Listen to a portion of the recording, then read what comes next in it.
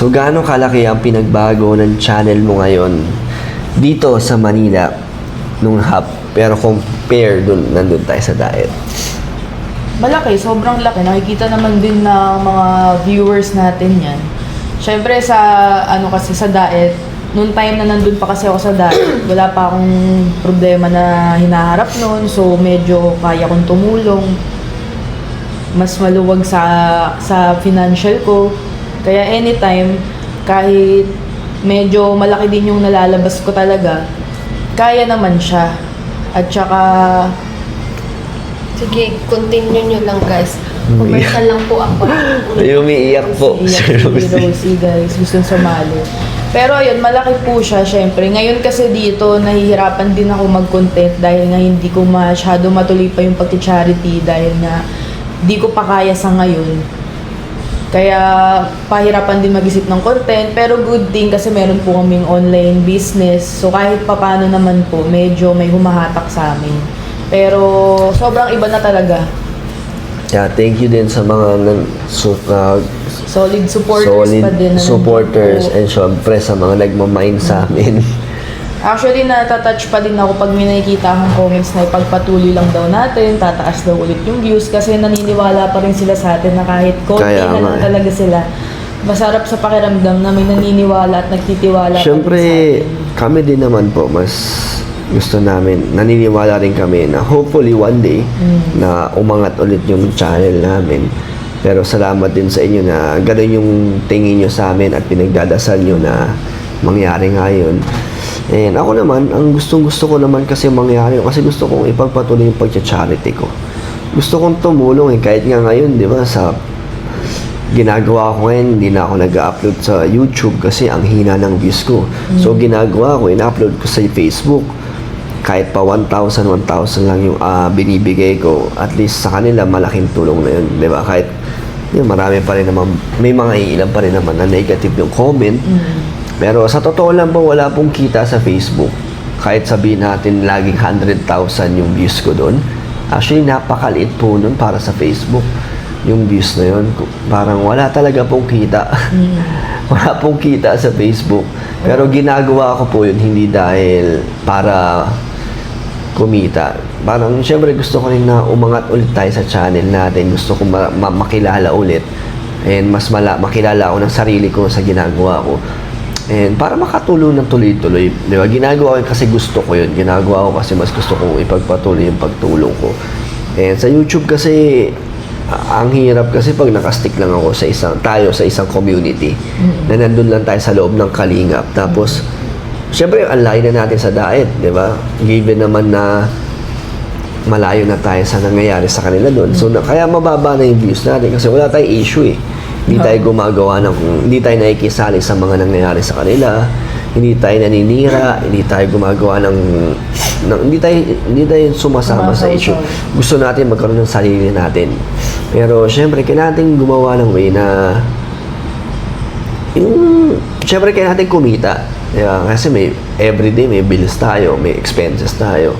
Tapos may pamilya tayo. So kailangan natin, lalo na ako, kailangan kong itaguyod yun na ako yung tumatayong na mas nangangailangan na gumawa ng paraan para sa amin lahat. So, gumagawa kami ng diskarte na para makakabuti sa lahat. Hindi kami gumagawa ng way na yung may madadamay masisirang ibang tao. Hindi katulad ng iba dyan na gagawin ng lahat para lang kahit anong mangyari, may masira. Kahit masira na yung mental health ng May tao. masira, may madamay na gagawin yun para lang sa kumita sila, di ba? So, kami, iniiwasan namin na manghimasok or makasira. Basta gusto namin magkaroon kami ng kita na malinis. Di ba? Yun, ganun. Ikaw. Ano ang tanong yun? Di, ibang tanong na yun eh. Kasi, hinabaan lang namin kasi, di ba, nagising si Rosie. Kung kamusta na yung channel mo sa Oo, yun. dito. Sa akin, wala kasi naman ako sa community nyo, kaya hindi ko siya literal na mabibase yung tulad yun sa inyong mga naranasan nyo.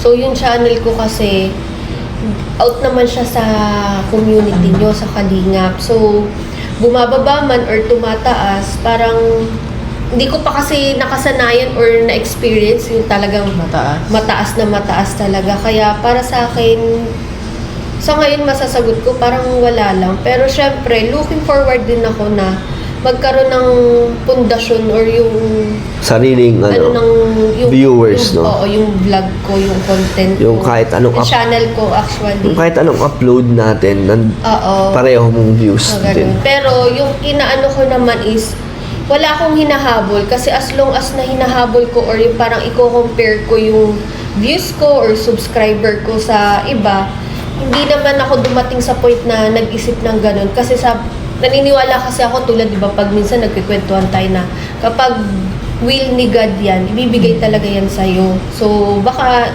it's not the right time para pero lang, go with the flow lang tayo. Kung ano man yan, go lang. At least kahit pa paano, may kita pa rin naman.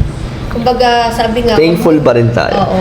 Grateful Wag maghangad ng malaki, bonus na lang kung maibigay sa atin ang malaking Kumbaga, dun lang tayo sa muna. Ganyang sistema, wag madaliin.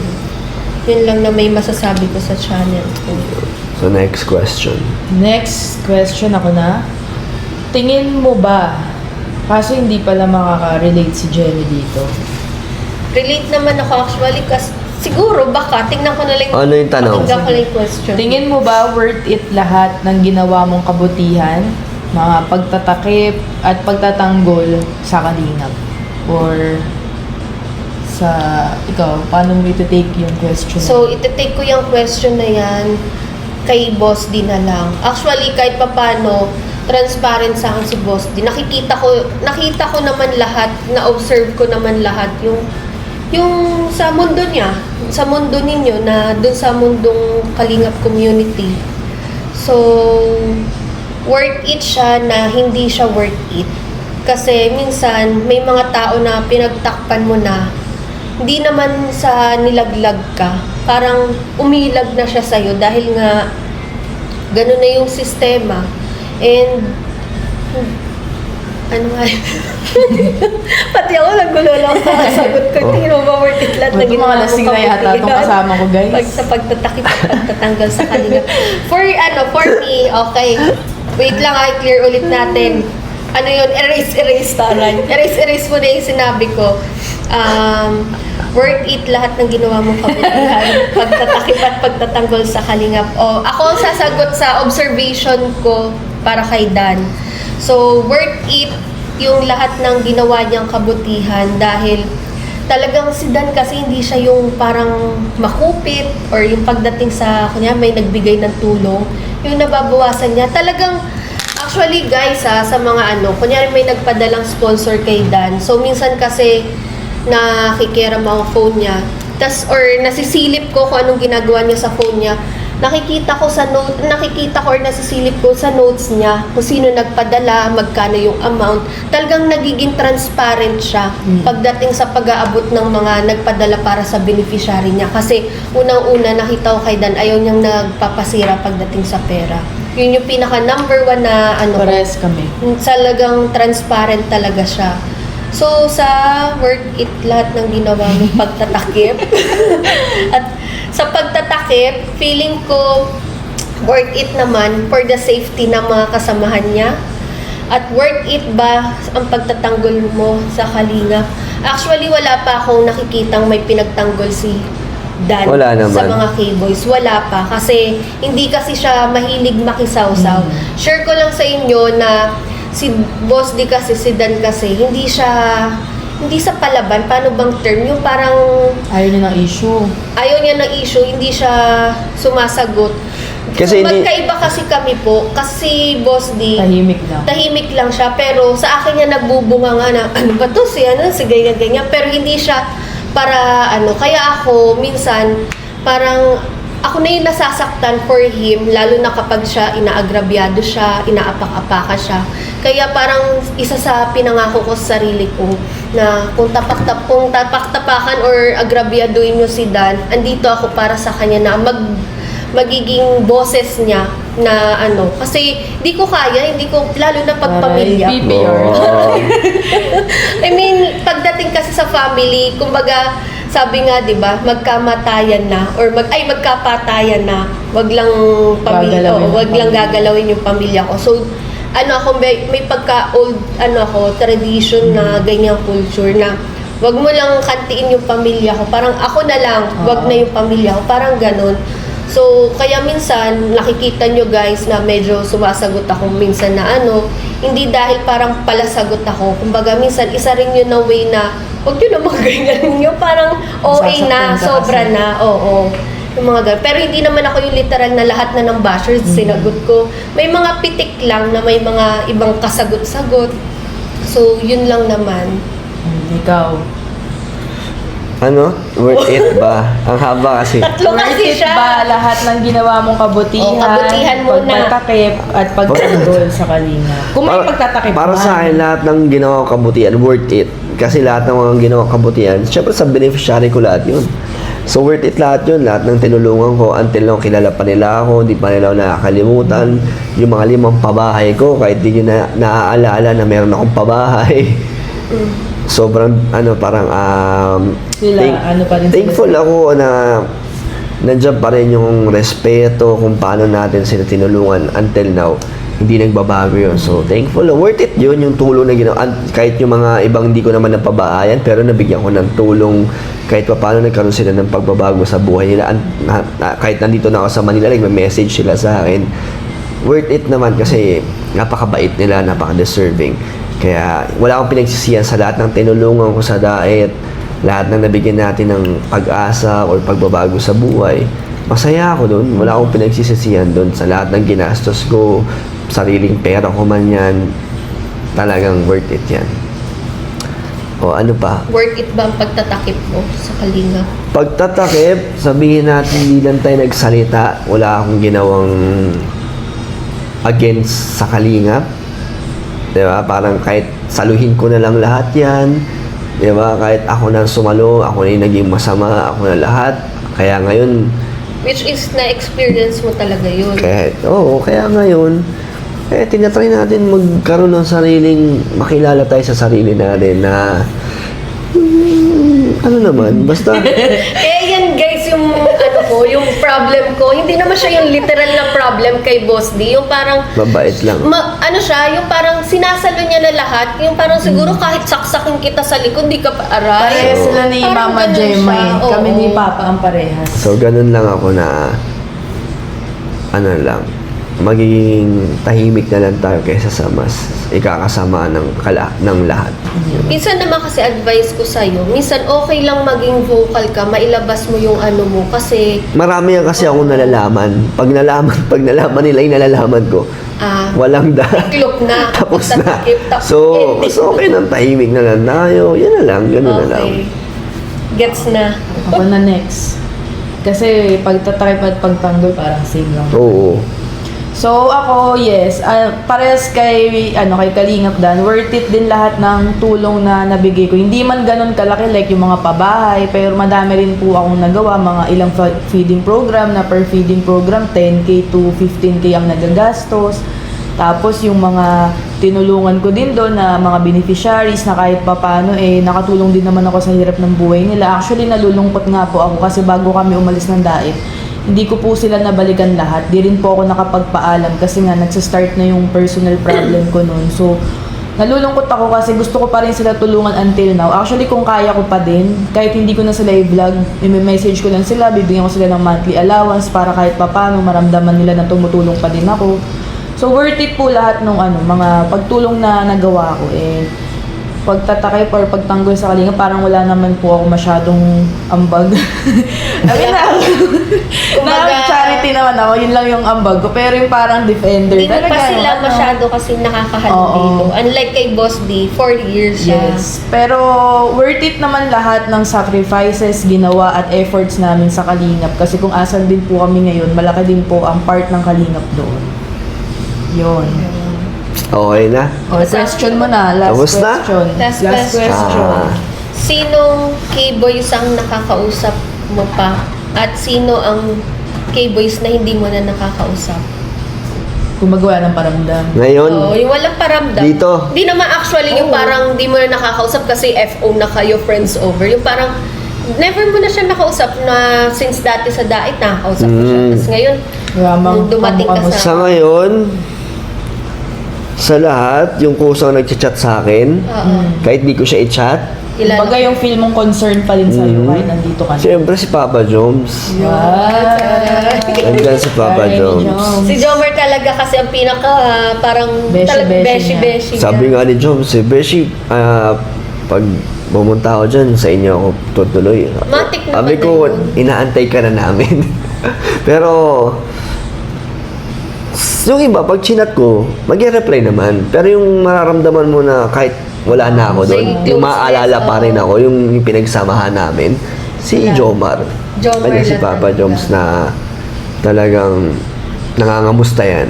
So, yun ay nasagot mo. So, matik na yung hindi mo nabanggit. Yun na yung madalang or hindi. Well, oo, parang, Gets na. siguro, syempre, wala na tayo dun eh. Parang, syempre sila, busy din naman sila dun.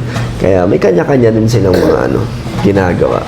Pero si Papa Joms, ano pa rin yan? Nandiyan pa rin. Sa'yo, girl. Ako, girl. But member Wala na naman lang ng akong dun, girl, tropa-tropa. Pero natatouch ako Kanina.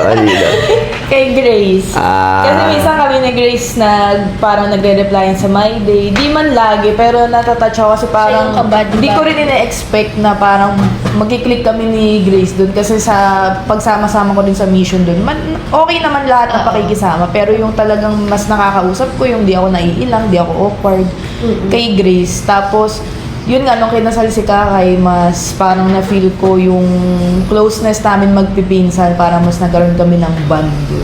Pero yung iba kasi syempre, puro lalaki naman po, hindi naman po ako masyado sumasama sa kanila. Like sa kanila, pag may mga practice, talagang sobrang Yun naman. bonding. Kasi Tsaka si halos- J. Brad pala, pagka nandun kami, talagang parang grabe yung, parang di ako nailang, yung kahit kami lang yung maiwan, hindi ako awkward, ganun. Okay, sa'yo. Sa akin, Meron ba? si Jomar lang din. And shout out kay Michael, nagtatampo na ako sa iyo. Ay, oo, si Michael, Michael. ha? Nakalimutan na kita, boss. Kasi hindi na kita nakakausap. Pero actually kasi ang friendship namin ni Michael, hindi kami literal na Yung chat ng chat. chat na kahit hindi pa siya kalingap, kahit wala pa rin kami sa mundo nyo, ganyan. Goal na siya. Hindi naman kami ganun. Puro, at saka actually yung namin ni Michael, puro call. Or yung parang dalawang convo lang. Yung parang, saan ka? Andito ako, ganito yung plano or ganyan. Umatik na yun. Tapos mamaya na lang kayo magte-text or kinabukasan na pag tuloy na yung ganap-ganap namin sa buhay. Ganun lang kami. Tapos pag magka-meet na kami personal, Iba na. doon na ang anuhan namin. Yung solid. Uy, alam mo ba? May mga ganun kasi. Oo, ganun din naman Pero tayo. lalaki kasi si Michael eh. So, di siya Parang, chat. Pero, din. yun nga, lalaki sa Michael, hindi siya para chat. Pero sa personal, grabe ang chikahan namin yan. Kaya nga. Chismis. So, Uy, ganun alam din mo ba naman si yung ganyan? Ganun. Ganun din naman siguro yung iba. Pag nag-meet ulit, kita-kita ulit. Oo. Dahil Sila na, Coach Ralph, sila, nakikita ko na nagko-comment pa din sa Oo, Natutuwa nga ako sila mga coach. lahat. ganyan. Lahat naman sila, Ian. nandyan pa rin lahat ng mga K-boys, kung sino man yung mga nakasakin. Andyan pa rin sila. Oo. Pero, syempre, nabawasan na kasi malayo na ako sa kanila. Tsaka medyo busy na din kasi sila. Kanya-kanyang ginagawa. Kaya, magkikita-kita rin tayo sa susunod. At yung bonding Tsaka ano pala, nandun pa rin. ihahabol ko kay Tatay Robin, tsaka si Kuya Nico. Oo nga eh. Sobrang bait kasi nila. Nung pag sumasama-sama ako nun sa mission, talagang sila yung namamansin. Tapos, Bait niya magkapatid. lagi sila nangangamusta, okay lang daw ba? Ganyan. Siguro kasi mag-isa lang akong babae, minsan wala din si Grace, tas bago-bago pa. So, nakakalungkot din, di po kami nakapunta sa Condolence po. kay Tatay Robin kasi ang layo po at saka medyo ang dami po talaga namin ginagawa dito. Na busy po kami dito. Pero condolence po and alam naman na po yan ni Tatay Robin. Lalo si Kuya Nico, nakasama ko yan sa Manila ng isang linggo. Sobrang bait po Pero nila. actually, Kuya Nico. silang magkapatid sobrang bait. Sobrang Pero ang bait. naging kasama-sama ko kasi dyan, si Kuya Nico. Makulit yun si Kuya Nico. Bago pa lang ang kami ni Dan. 'Di ba no? Ang galing niyan mag-drive ni Kuya Nico, saludo ako sa ganyan. Alam mo yun, napa-full stop ako. Siya nakaya niya yun sa likod eh. Noong mga panahon na Dahil yun. Kaya yun lang, nakakamiss lang yung ganong Yes. moment nila. Grabe, wala ang sumat sa atin, lahat sinagot. Hoy, Wala, hindi, nag-shot. Di ko kaya na, di tulad dati no, na parang Hindi, kahit oh, pa paano. parang ilang shot lang Wait tayo. lang guys, iced tea tong akin, hindi ako umiinom ha. So Sige na ako dito. hindi nga nakalahati pero ako kasi medyo nabawasan pa. Si Jenny Plano ko nakaisa. sana makipag-gano sa'yo, shot-shot Kaso dito nasagot kahit naman ano. natin lahat. Di, kahit sumagot ako, magsashot ako. Kaya di ba sabi ko Oh. kanina ako, magsashot ako kahit sumagot ako. Pero nung pagkainom, Mainit. mga Gumuwi. ilang minuto, sabi ko, may init na yung hiling Makapag-wine ako ka dito. muna, wine. So, ayun po. See you on our next vlog po. Yes. Bye-bye.